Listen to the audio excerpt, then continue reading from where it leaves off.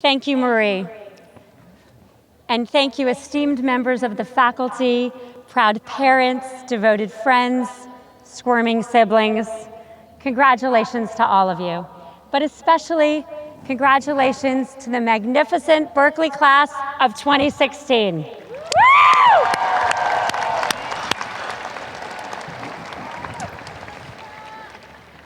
It's my privilege to be here at Berkeley, which has produced so many Nobel Prize winners, Turing Award winners, astronauts, members of Congress, Olympic gold medalists, and that's just the women.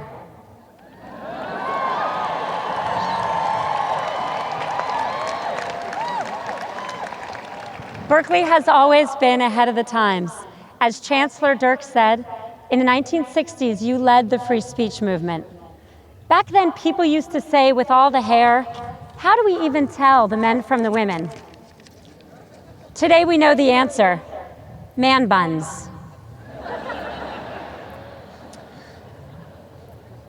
Early on, Berkeley opened its doors to the entire population. When this campus opened in 1873, you had 167 men and 222 women. It took my alma mater another 90 years to give a single degree to a single woman. One of the women who came here in search of opportunity was Rosalind Nuss. Roz grew up scrubbing floors in the Berkeley boarding house where she lived. In high school, her parents pulled her out of school to help support the family. And it was a local teacher who talked her parents into putting her back into school. In 1973, she sat where you sit today, and she became a Berkeley graduate. Roz was my grandmother.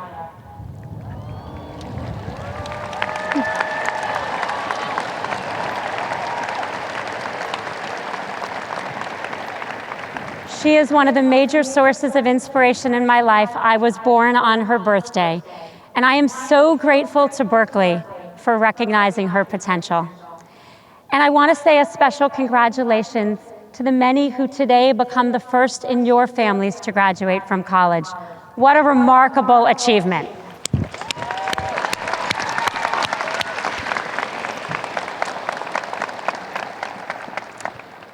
Today is a day of celebration, a day to celebrate all the hard work that got you to this moment. Today is a day of thanks, a day to thank all the people who helped you get here, the people who taught you and nurtured you, cheered you on, and dried you tears. Or at least didn't write on you with a Sharpie when you fell asleep at a party.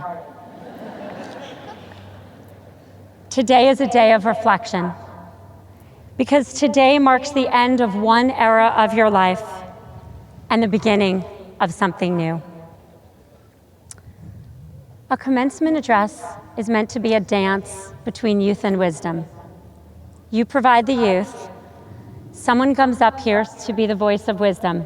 That's supposed to be me. I tell you all the things I've learned in life. You throw your cap in the air. You let your family take 1 million photos and hopefully post them on Instagram. And then we all go home happy. Today's going to be a bit different. We'll still do the caps, and you still have to do the photos. But I'm not going to tell you today what I learned in life. Today I'm going to try to tell you what I learned in death. I've not spoken about this publicly before, and it's hard, but I promise not to blow my nose on this beautiful Berkeley rose.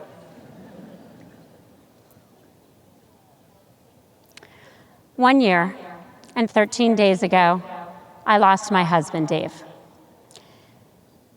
His death was sudden and unexpected. We were in Mexico celebrating a friend's 50th birthday party. I took a nap. He went to work out. What followed was the unthinkable. I walked into a gym to find him lying on the floor. I flew home to tell my children that their father was gone. I watched his casket being lowered into the ground. For many months afterwards, and at many times since, I was swallowed in the deep fog of grief, what I think of as the void, an emptiness that fills your heart and your lungs, constricts your ability to think or even to breathe. Dave's death changed me in very profound ways. I learned about the depths of sadness and the brutality of loss. But I also learned that when life sucks you under, you can kick against the bottom, find the surface, and breathe again.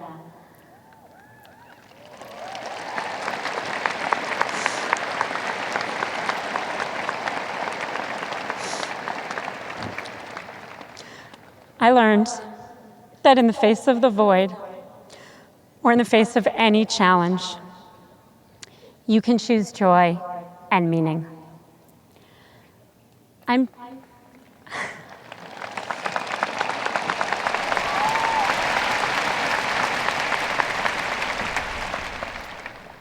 I'm sharing this with you today in the hopes that on this day in your lives, with all the momentum and the joy, you can learn in life the lessons I only learned in death. Lessons about hope, about strength, and about the light within us that will not be extinguished.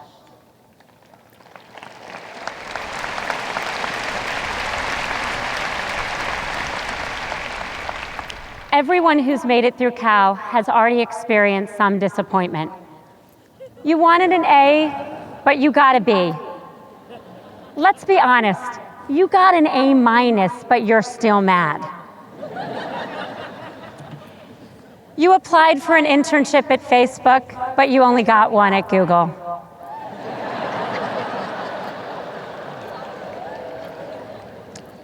She was clearly the love of your life, but then she swiped left.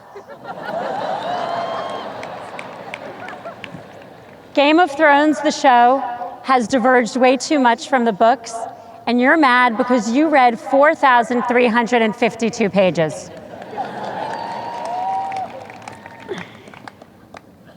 You will almost certain face more and deeper adversity. There's loss of opportunity, the job that doesn't work out, the illness or crime which changes everything in an instant. There's loss of dignity, the sharp sting of prejudice when it happens. There's loss of love, the broken relationships that can't be repaired. And sometimes there's loss of life itself. Many of you have already experienced the kind of tragedy and hardship that leaves an indelible mark. Last year, Radhika, winner of the University Medal, spoke so beautifully about the sudden loss of her mother.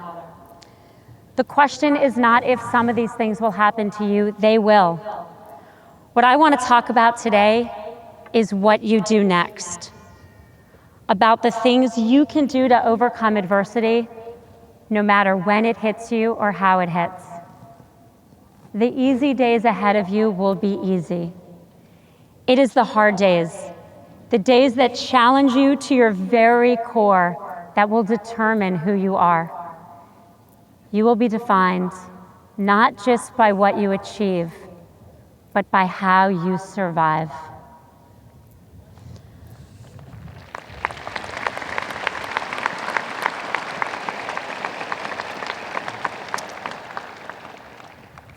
A few weeks after Dave died, I was talking to my friend Phil about a father-son activity Dave would not be here to do. We came in with a plan to fill in for Dave, but I cried to Phil. I said, I want Dave. Phil put his arm around me and said, option A is not available, so let's just kick the shit out of option B.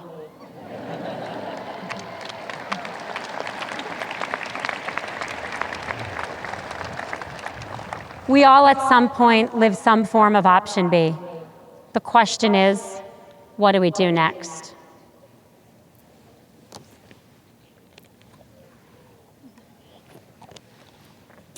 As a representative of Silicon Valley, I'm pleased to tell you that there's data we can learn from. After spending decades studying how people deal with setbacks, Psychologist Martin Seligman found that there are 3 Ps: personalization, pervasiveness, and permanence, that are critical to how we bounce back from hardship. The seeds of resilience are planted in the way we process the negative events of our lives. The first P is personalization, the belief that we are at fault. This is different from taking responsibility, which you should always do. This is the lesson that not everything that happens to us happens because of us. When Dave died, I had a very common reaction, which was to blame myself. He died in seconds from a cardiac arrhythmia. I pored over his medical records, asking what I could have or should have done. It wasn't until I learned about the 3 Ps that I accepted that I could not have prevented his death. His doctors had not diagnosed his coronary artery disease. I was an economics major. How could I? Studies show that getting past personalization can make us stronger. Teachers who have students who fail, who believe they can do better, revisit their methods and have future classes that excel. College swimmers who underperform in a race but believe they can do better, do. Not taking failures personally allows us to recover and even to thrive.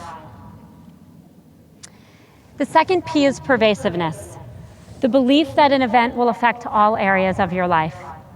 You know that song, Everything is Awesome? This is the flip. Everything is awful. There's nowhere to hide from the all-consuming sadness. The child psychologist I spoke to encouraged me to get my children back to their routine as quickly as possible.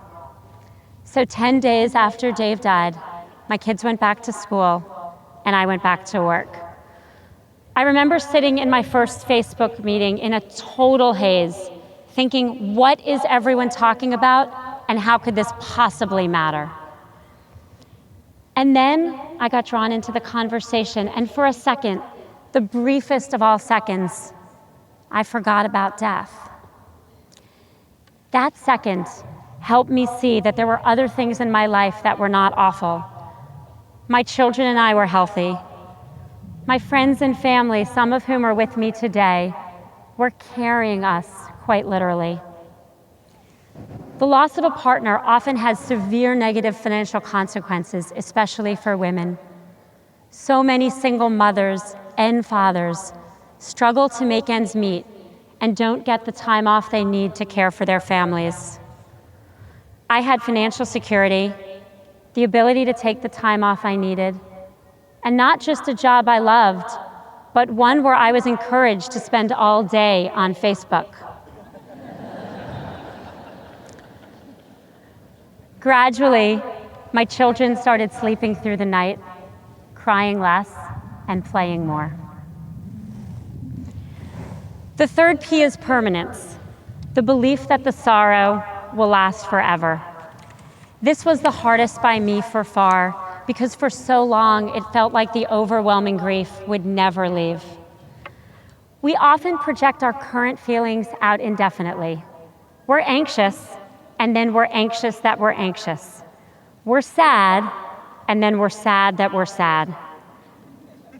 Instead, we should accept our feelings, but know that they won't last forever. My rabbi of all people actually told me, and this is a quote, that I should lean into the suck. Not what I meant when I said lean in. None of you need me to explain the fourth P, which is, of course, pizza from Cheeseboard.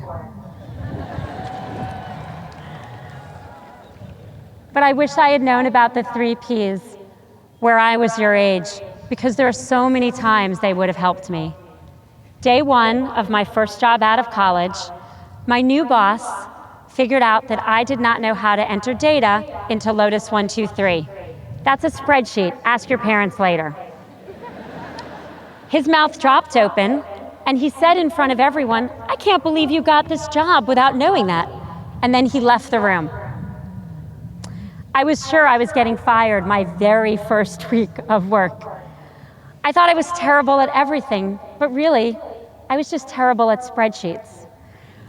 Understanding pervasiveness would have saved me a lot of anxiety that first week. I wish I had known about permanence when I broke up with boyfriends. It would have been a comfort to know that that feeling wasn't going to last forever. And if I was honest with myself, neither were any of those relationships. And I wish I had understood personalization when boyfriends broke up with me. Sometimes it's not you, it really is them. That guy really didn't shower.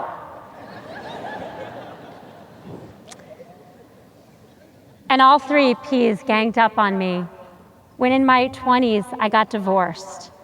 At the time, I thought that no matter what else I did, I was a massive failure.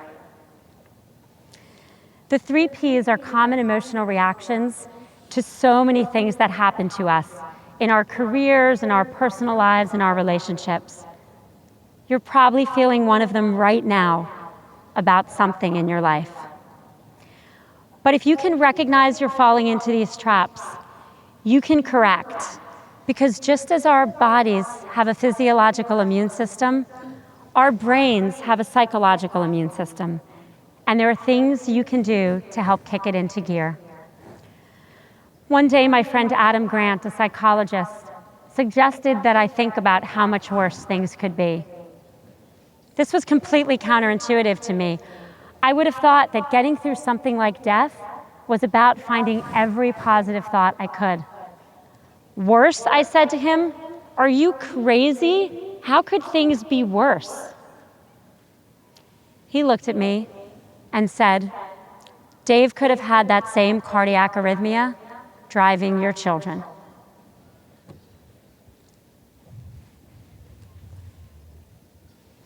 The minute he said it, I felt overwhelming gratitude that my children were alive, and that gratitude overtook some of the grief. Finding gratitude and appreciation is key to resilience. People who take the time to list the things they're grateful for are healthier and happier. My New Year's resolution this year is to, before I go to bed, write down 3 moments of joy. And this really simple practice has changed my life, because no matter what happens each day, I go to bed thinking of something cheerful. Try it. Try it tonight when you have so many things to be joyful for. Although maybe before you go to Kips and don't remember what they are.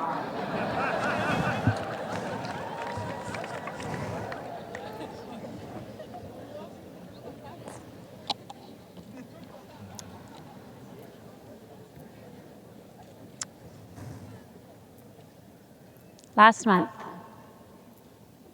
11 days before the anniversary of Dave's death, I broke down crying to a friend of mine.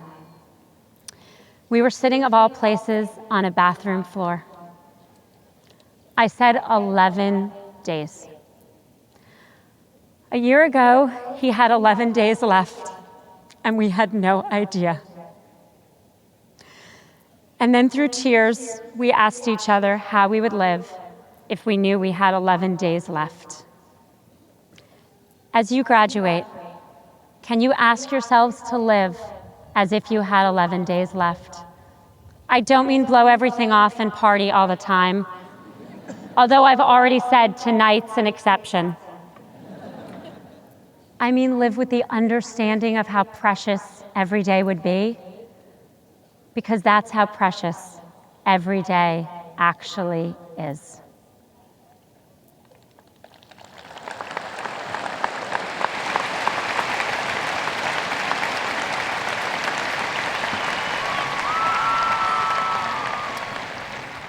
A few years ago, my mom had to have her hip replaced.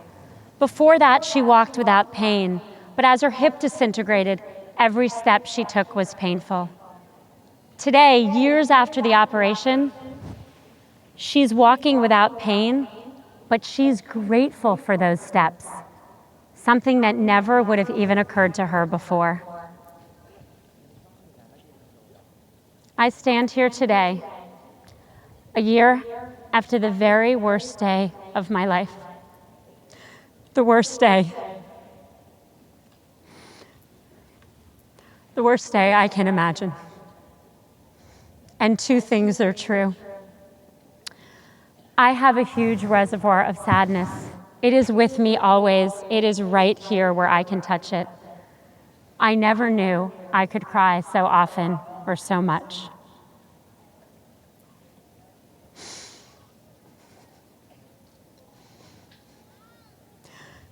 But for the first time, I'm grateful for each breath in and out. I'm grateful for the gift of life itself. I used to celebrate my birthday every 5 years and my friends' birthdays sometimes. Now I celebrate always. I used to go to bed every night worrying about all the things I did wrong that day, and trust me, the list was long. Now I go to bed trying to focus on that day's moments of joy. It is the greatest irony of my life that losing my husband helped me find deeper gratitude. Gratitude for the kindness of my friends, the love of my family, and the laughter of my children. My hope for you is that you can find that gratitude, not just on the easy days like today, but on the hard days when you will need it.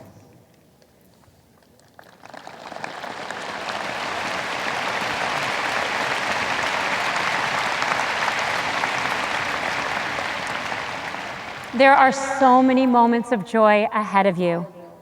The trip you always wanted to take, a first kiss with someone you really like, finding a job you believe in, beating Stanford, go Bears.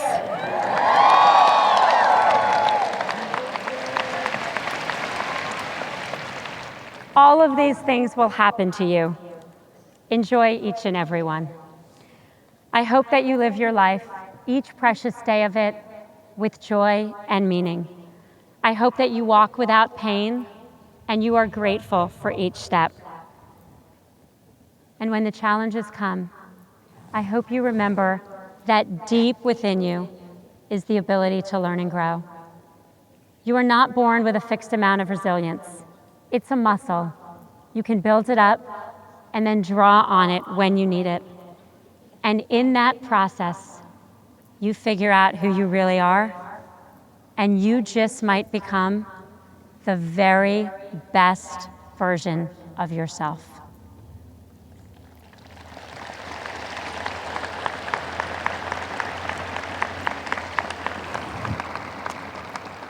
Class of 2016, as you leave Berkeley, build resilience.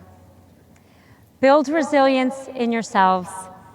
When tragedy or dismay strike, know that you have deep within you the ability to get through anything, and I mean anything. I promise you do. As the saying goes, we are more vulnerable than we ever thought, but we are stronger than we ever imagined.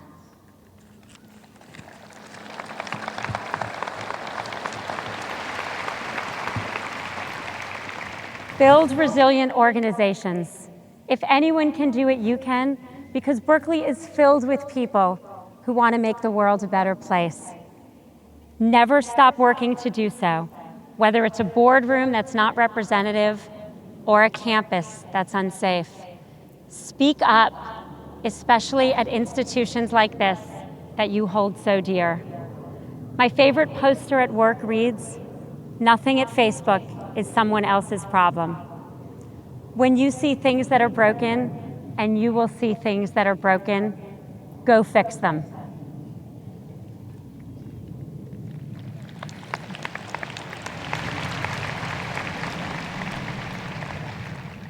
Build resilient communities. We find our humanity, our will to live, and our ability to love in our relationships with each other. Be there for your family and friends. And I mean in person, not just in a message with a heart emoji. Lift each other up. Help each other kick the shit out of option B and celebrate every moment of joy. Go Bears!